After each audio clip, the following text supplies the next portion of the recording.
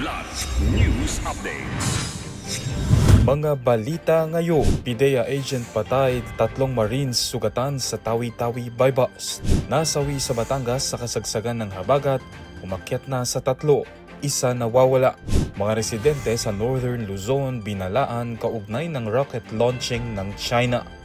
Ako po si Cesar Soriano para ihatid ang mga nangungunang mga balita sa buong kapuluan.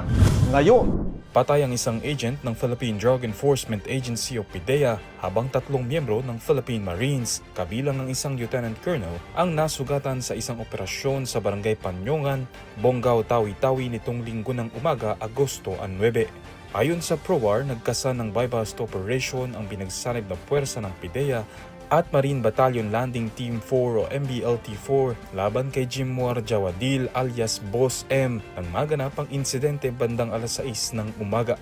Kinilalang nasawing PIDEA agent na si Enferni Jim Dayag, 29 anyos. Sugatan din si Lieutenant Colonel Richard Malabanan, Corporal Gideon Benaventura at Corporal Levi Lumpay. Napatay din sa operasyon ng nanlabang suspect. Nasamsam sa operasyon ng 256 na gramo ng shabu, ilang armas at mga bala, 4 na cellphone at ilan pang personal na gamit habang patuloy na pinaghahanap ang mga nagsitakas na kasamahan ng suspect.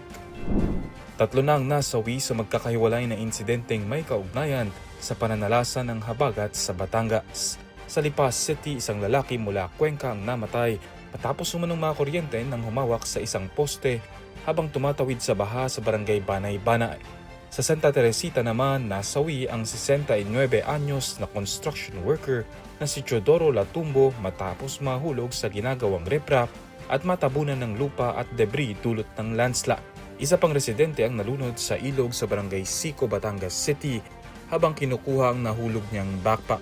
Samantala, isang mangingisda ang iniulat na nawawala mula pa noong Agosto 5. Ayon sa Batangas PDRRMO, nasa 616 na pamilya o 2,230 na individual ang kasalukuyang nananatili sa mga evacuation centers sa lalawigan.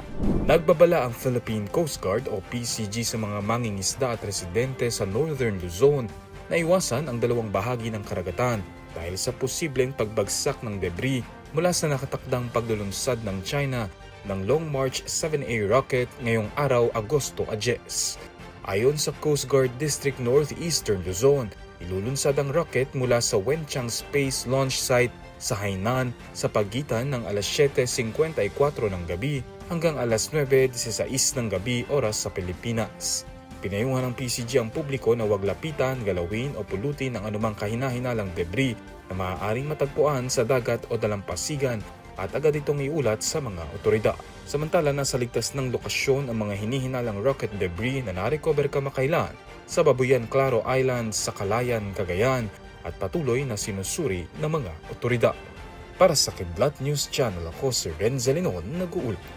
ako po si Cesar Soriano, kasama nyo sa bawat pagputo ng balita.